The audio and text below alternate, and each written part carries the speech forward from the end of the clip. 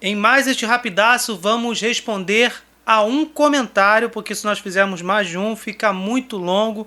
Vamos analisar um comentário de um de nossos inscritos ou de um de nossos visitantes. Francisco Marcelo Aires Nunes. Que aula para os católicos, protestantes também. É o que foi dito no final. Falta humildade para aceitar o magistério. Esse comentário foi feito no vídeo 3 fontes de fé. Magistério, tradição apostólica e Bíblia. Hoje eu vou mostrar para vocês algo que realmente é muito importante. As cartas dos padres da igreja primitiva. O que a gente chama de igreja primitiva? A igreja católica nos seus primeiros séculos. Como Francisco disse muito bem, o magistério da igreja não é respeitado pela maioria das igrejas protestantes. E o magistério da igreja, junto com a tradição apostólica, são fontes muito importantes para a nossa construção espiritual, para a nossa caminhada na fé.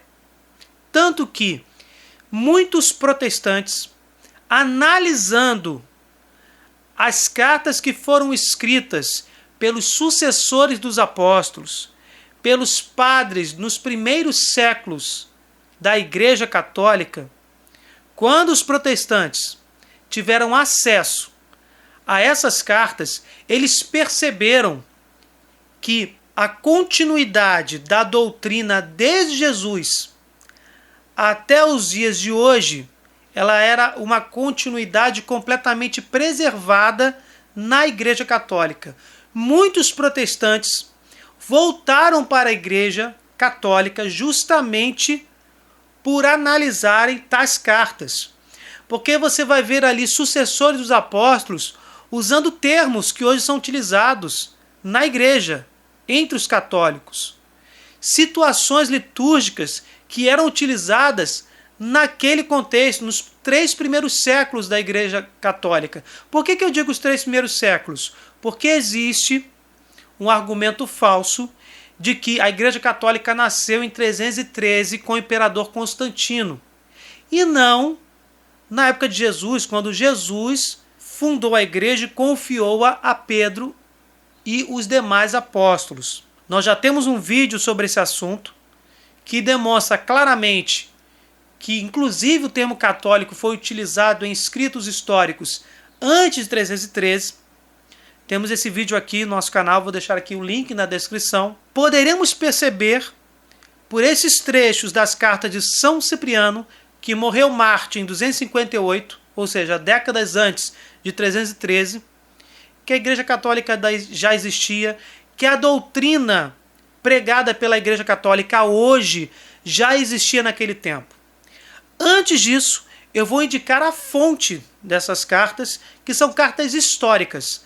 Lembrando, antes de eu mostrar a fonte, em 350 o Papa Dámaso definiu o cânon dos 27 livros do Novo Testamento.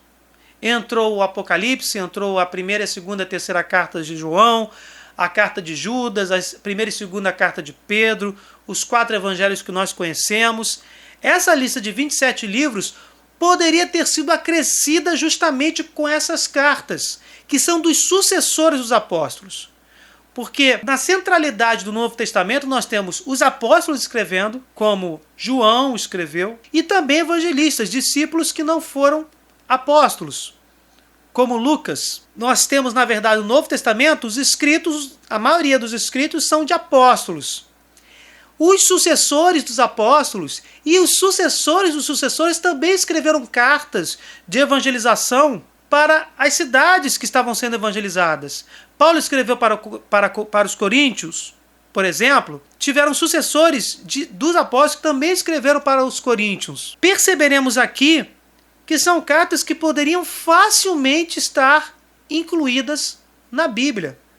Só que o que aconteceria? Nós teríamos uma Bíblia enorme. Então, tivemos os 27 livros da Bíblia condensados, 27 livros do Novo Testamento condensados. Em 350 foi oficializada esta lista, e o restante ficou sendo considerado o que a gente pode falar de magistério da igreja, o ensino da igreja, que também preserva dentro do magistério aquilo que era transmitido de geração em geração desde os apóstolos, aquilo que a gente chama de tradição apostólica. Nós veremos aqui trechos das cartas de São Cipriano que são um reflexo do magistério da igreja e também da tradição apostólica, antes de 313 d.C., e que confirma a continuidade da doutrina católica, doutrina que veio de Jesus Cristo, obviamente, até os dias de hoje. Vou mostrar para vocês então o livro As Riquezas da Igreja, escrito por Felipe Aquino,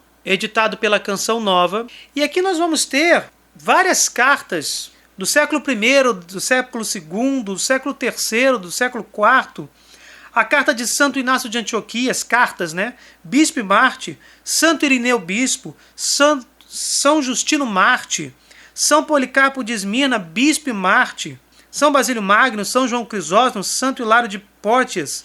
Enfim, vai até o século VI com São Gregório Magno. São cartas de sucessores dos apóstolos, sucessores dos sucessores, de mártires, de bispos da Igreja Católica antes de 313 d.C.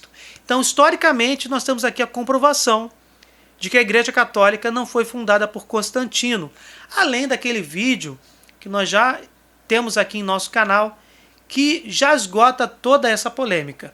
Hoje, neste rapidaço, nós vamos meditar sobre alguns trechos das cartas de São Cipriano e vamos nos deliciar com tamanha proximidade com a doutrina católica que é ensinada nos dias de hoje, demonstrando a preservação da doutrina desde o século I, desde o primeiro século da era cristã. Preservação essa que é obra do Espírito Santo. São Cipriano, Cecílio Cipriano, nasceu em Cartago. Foi bispo e primaz da África Latina. Era casado, foi perseguido no tempo do imperador Décio, em 250. Morreu mártir em 258. Escreveu a bela obra sobre a unidade da Igreja Católica. Uma obra com o nome Igreja Católica, e ele morreu em 258.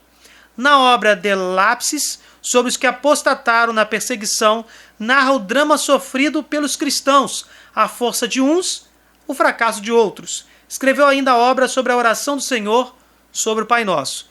Lembrando que o rapidaço, ele costuma ser um vídeo, tem a proposta de terem vídeos mais rápidos, mas também às vezes são vídeos mais longos com uma preparação mais rápida. Eu não vou criar slides para colocar sobre os dizeres de São Cipriano, estou aqui com uma colinha, para que a gente possa ter um vídeo no meio da semana e que possa haver um estudo constante da doutrina católica. Porque se eu fizer somente nos fins de semana, com os slides, toda aquela preparação, você só vai ter um vídeo semanalmente, o que é pouco para aquele que realmente busca a palavra de Deus e quer crescer espiritualmente. Nesta passagem, Cipriano diz que o Espírito Santo anima no sofrimento.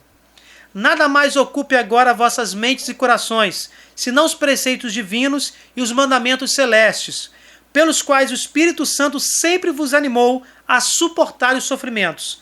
Ninguém pense na morte, mas na imortalidade. Nem pense no sofrimento passageiro, mas na glória eterna. Pois está escrito, é preciosa aos olhos do Senhor a morte dos seus fiéis. Salmo 115, verso 15. E também, sacrifício para Deus é um espírito contrito. Não desprezas, ó Deus, um coração contrito e humilde. Salmo 50, verso 19. É exatamente a reprodução da teologia da cruz, ensinada pela Igreja Católica e, logicamente, instituída, demonstrada, revelada pelo próprio Senhor Jesus. E Cipriano continua em outra parte. Quem se apega à sua vida, perde-a. Mas quem não faz conta de sua vida neste mundo, há de guardá-la para a vida eterna. João 12, 25. E ainda, não tenhas medo daqueles que matam o corpo, mas são incapazes de matar a alma. Pelo contrário, temei aquele que pode destruir a alma e o corpo no inferno. Mateus 10, 28. Esta parte me lembra muito Efésios 6, quando fala da armadura do cristão. Armemos finalmente nossa mão direita com a espada espiritual para rejeitar com determinações os sacrifícios infames e lembrando-nos da Eucaristia, recebamos o corpo do Senhor e vivamos em união com Ele, esperando receber mais tarde das mãos do Senhor o prêmio das coroas celestes. Também me lembra o prêmio da coroa, a coroa incorruptível, que São Paulo tanto fala no Novo Testamento. E aqui o termo Eucaristia. A Eucaristia, que é o sacramento dos sacramentos, que foi instituído pelo próprio Senhor Jesus, que mostra que o pão e o vinho consagrados são realmente o corpo e o sangue do Senhor Jesus. A Eucaristia não representa, ela é o corpo, sangue, alma e divindade de nosso Senhor Jesus Cristo. E este entendimento, esta expressão já era utilizada, por exemplo, por São Cipriano, que morreu em 258. Evidentemente, temos aqui mais uma prova da continuidade da doutrina cristã, continua evidentemente na Igreja Católica, fundada pelo próprio Senhor Jesus, graças ao Espírito Santo. Que cada um não pense tanto na morte, mas na imortalidade. Os cheios de fé e entregues com todas as forças ao Senhor, estes mais se alegrem do que temam este testemunho, onde sabem que os soldados de Cristo não são mortos, e sim coroados. Novamente aquele entendimento de Paulo e também o reforço da teologia da cruz. O sofrimento, ele não é o nosso objetivo. O sofrimento não tem a última palavra, mas ele deve ser enfrentado. Nós devemos renunciar às nossas vidas, tomarmos a nossa cruz e seguirmos Jesus Cristo. Foi exatamente aquilo que ele ensinou e que é aqui repetido por São Cipriano. Em outro trecho, São Cipriano fala que todo cristão deve ter uma fé inexpugnável. Não cedestes aos suplícios, foram antes os suplícios que cederam diante de vós. As coroas deram fim às dores que os tormentos não davam. Os maiores dilaceramentos duraram muito tempo, não para lançar abaixo a fé, mas para enviar mais depressa ao Senhor os homens de Deus. Aqui nós temos uma alusão ao purgatório, mostrando que o sofrimento pode ser purificador. O purgatório pode começar já na vida terrestre e terminar após a morte. Uma das formas é enfrentar o sofrimento e oferecer a Jesus. Uma das formas de nós nos purificarmos. E aqui faz uma alusão dizendo que, enfrentando o sofrimento, mais depressa os homens de Deus poderão chegar ao Senhor. O que demonstra aqui uma purificação para a salvação, que é o encontro definitivo com Deus. Ele continua esse entendimento. É preciosa aos olhos do Senhor a morte de seus fiéis. Salmo 115:15. Preciosa a morte que compra a imortalidade ao preço de seu sangue, que recebe a coroa de Deus pela perfeição da virtude. Quão alegre ali estava Cristo, com que satisfação lutou e venceu em tais servos seus. Ele, o protetor da fé, que dá aos crentes a mesma proporção que quem recebe crê poder comportar. Esteve presente em seu combate, levantou, fortaleceu, animou os lutadores e as testemunhas de seu nome. Aquele que uma vez venceu a morte em nosso lugar, sempre vence em nós. Mostrando aqui que quando nós vencemos os sofrimentos, quando nós damos a vida pela fé, a vida pelo irmão, que é o amor pleno que o Senhor ensina, quando isso acontece, Jesus está em nós. E aí ele fala, eu achei essa frase incrível: ganhem coroas alvas pelas boas obras ou vermelhas pelo martírio, mostrando que podemos seguir vários caminhos para chegar a Deus, todos eles ensinados pelo Senhor Jesus. E aqui ele diz que podemos conquistar as coroas alvas, brancas, pelas boas obras, e coroas vermelhas pelo martírio, pelo sofrimento. São belíssimas palavras, inspiradas com certeza pelo Espírito Santo a São Cipriano. Sobre a busca pela santidade, Cipriano diz o seguinte: cada dia pedimos o mesmo. A santificação cotidiana é necessária para nós, pois cada dia falhamos e temos de purificar nossos delitos por assídua santificação. A conversão deve ser diária. Isso já era ensinado naquela época e continua sendo ensinado nos dias de hoje no seio da Igreja Católica. E ele continua: o apóstolo descreve qual seja a santificação que pela condescendência de Deus nos é dada. Nem fornicadores, nem idólatras, adúlteros, nem efeminados, sodomitas, nem ladrões, nem fraudulentos, nem ébrios, maldizentes, nem usurpadores alcançarão o reino de Deus.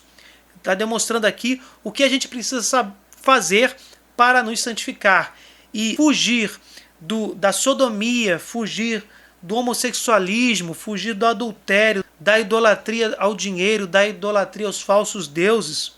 São caminhos para se chegar às boas obras e à salvação e à santificação, logicamente. Na verdade, fostes tudo isto, mas fostes lavados, fostes justificados, santificados em nome do Senhor Jesus Cristo e no Espírito de nosso Deus. Esta parte eu separei com muito carinho, porque é impressionante, nós vivemos isso nos dias de hoje. O título é: o demônio é o autor dos cismas. O demônio é o autor da divisão entre os cristãos. Devemos, pois, guardar-nos, irmãos caríssimos, não só dos males que aparecem claramente como tais, mas também, como já disse, daqueles que nos enganam pela sutileza da astúcia e da fraude. Pois bem, vede agora a que ponto chega a astúcia e a sutileza do inimigo. Veio Cristo ao mundo, veio a luz para os povos e resplandeceu para a salvação dos homens. Com isso ficou descoberto e derrotado o antigo adversário. Os surdos abrem os ouvidos às graças espirituais. Os cegos abrem os olhos a Deus. Os enfermos ficam sãos ao ganhar a saúde eterna. Os coxos correm à igreja. Os mudos soltam as suas línguas na oração. Aumenta dia a dia o povo fiel. Abandonam-se os velhos ídolos, tornam-se desertos os seus templos. Então, o que faz o malvado? Inventa nova fraude para enganar os incautos com o próprio título do nome cristão. Introduz as heresias e os cismas para derrubar a fé, para contaminar a verdade e dilacerar a unidade. Unidade esta pedida por Jesus em João 17. Jesus diz ao Pai, pede ao Pai que sejamos perfeitos na unidade, assim como Ele e o Pai são perfeitos na unidade. Jesus compara a Santíssima Trindade, que é una e trina, à unidade que os cristãos devem ter. E essa perfeição da unidade inclui unidade material, a unidade aparente, a unidade na nomenclatura. Nós temos aí várias igrejas, e a igreja mais antiga, que preserva tais escritos, que preserva a doutrina desde Jesus Cristo, é a Igreja Católica. Tanto que em 1517 surgiram os protestantes. O próprio nome já diz, protestam contra algo que já existia antes, contra esta igreja que era praticamente uma só.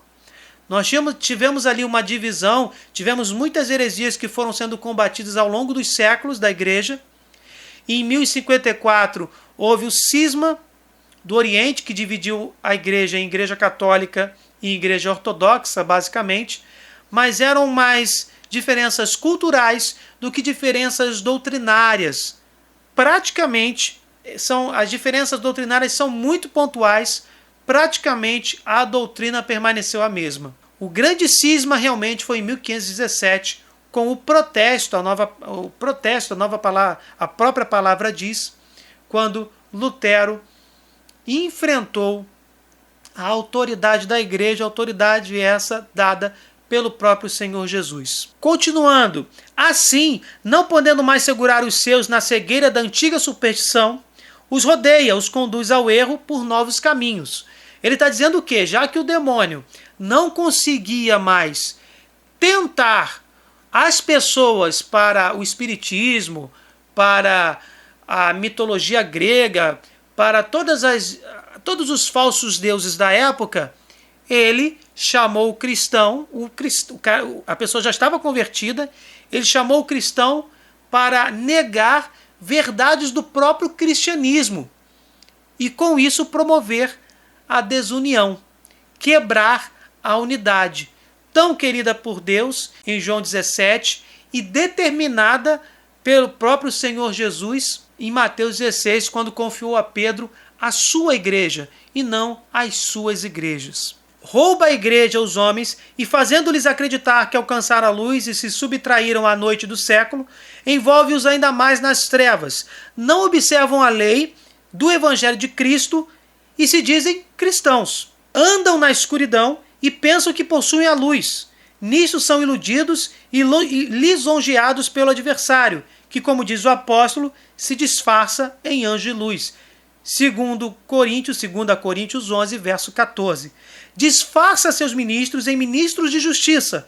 Ensina-lhes a dar à noite o nome de dia, à perdição o nome de salvação. Ensina-lhes a propalar o desespero e a perfídia sob rótulo da esperança e da fé. A pregoar o anticristo com o nome de Cristo.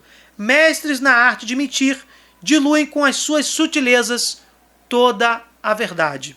São palavras muito fortes que demonstram a preocupação desses cristãos maravilhosos com a unidade da igreja. Ainda sobre a unidade da igreja, para terminar, este sacramento da unidade, este vínculo de concórdia inviolada e sem rachadura, é figurado também pela túnica do Senhor Jesus Cristo. Ele faz uma comparação com a túnica do Senhor Jesus no momento da paixão. Como lemos no Evangelho, ela não foi dividida, nem de modo algum rasgada, mas sorteada. Isso quer dizer que quem toma a veste de Cristo e tem a dita de se revestir do próprio Cristo, Romanos 13,14, Gálatas 3,27, deve receber a sua túnica toda inteira e possuí-la intacta e sem divisão. Assim como a igreja é o corpo místico de Cristo e a cabeça é o próprio Senhor Jesus, assim como a igreja é o corpo, ele está querendo dizer que a túnica de Jesus é a unidade. E a túnica é também aquilo que demonstra, na verdade, a aparência. Então nós devemos ser unidos, inclusive aparentemente do lado externo.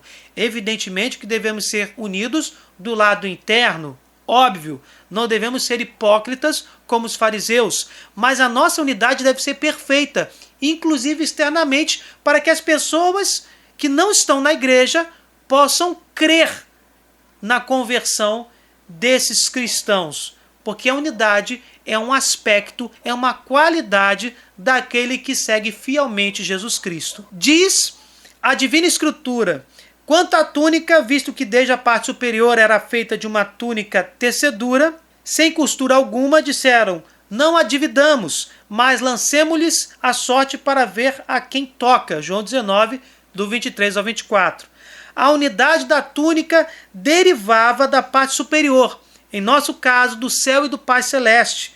Aquele que a recebia e guardava não podia rasgá-la de modo nenhum. De fato, ela era resistente e sólida por ser constituída de um modo inseparável.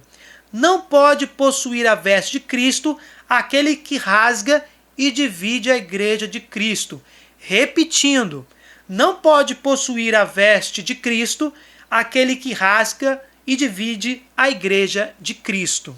Sobre a questão daqueles que promovem a desunião, São Cipriano diz que é mais grave aquele que peca para desunir a igreja de Cristo do que aquele que age por distração, é um lapso.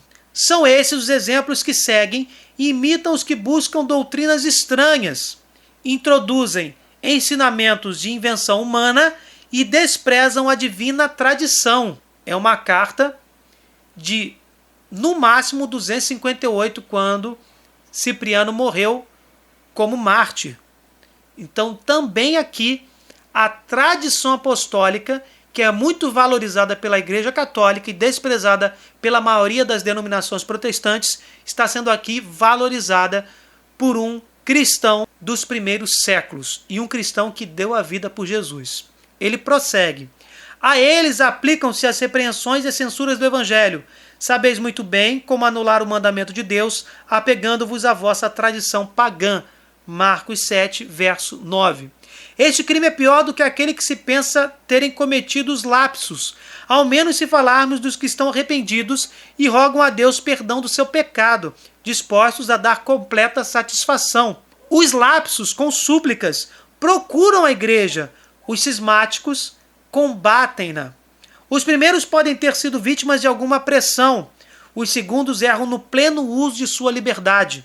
O lapso, pecando, se prejudicou unicamente a si mesmo, ao passo que aquele que tenta criar heresias e cismas engana muitos, arrastando-os à sua seita. Lá há detrimento de uma só alma. Aqui o perigo é de muitos. Ele vai mostrando o perigo de ser alguém que quer desunir a igreja. E prossegue. O lapso reconhece que certamente pecou. Disto lamenta-se e chora. O cismático, cheio de orgulho no seu coração e comprazendo-se dos seus próprios erros, arranca os filhos à mãe, afasta com aliciamento as ovelhas do pastor, arrasa os divinos sacramentos. Estou lendo um texto histórico antes de 313. A palavra sacramento, que é utilizada pela Igreja Católica, está sendo aqui utilizada por São Cipriano em um dos trechos de suas cartas. Ele diz que aquele que é um cismático, que tenta dividir a igreja, arrasa os divinos sacramentos. Me faz lembrar de Lutero, que séculos depois, em 1517, negou o batismo para as crianças, negou o valor do sacramento da confissão, negou o sacramento da Eucaristia, negou a ordenação dos sacerdotes. O cismático arrasa com os sacramentos. Por isso, gente, que quando um protestante começa a estudar as cartas dos padres dos primeiros séculos, dos santos padres dos primeiros séculos do cristianismo, acaba se convertendo para a Igreja Católica. Tamanha a semelhança doutrinária, a continuidade doutrinária que acaba sendo comprovada. Terminando, o lapso pecou uma só vez, o outro continua pecando a cada dia. Por fim, o lapso mais tarde poderá enfrentar o martírio e conseguir as promessas do reino. O cismático, ao contrário, se for morto enquanto está fora da igreja, não alcançará os prêmios da igreja. Bem, gente, eu peço que vocês simplesmente meditem sobre esses trechos das cartas de São Cipriano, que morreu cristão, morreu mártir em 258 depois de Cristo. Novamente aqui eu mostro para vocês o livro As Riquezas da Igreja, que possui muito mais cartas de outros cristãos dos primeiros séculos e que demonstram a ligação essencial da Igreja Católica que conhecemos hoje com a Igreja Católica dos primeiros séculos, até porque se trata da mesma igreja fundada por Jesus. Bem, gente, se vocês gostaram, deixe seu like, compartilhem, se inscrevam no canal, fique com Deus, desculpe qualquer coisa e até o próximo vídeo.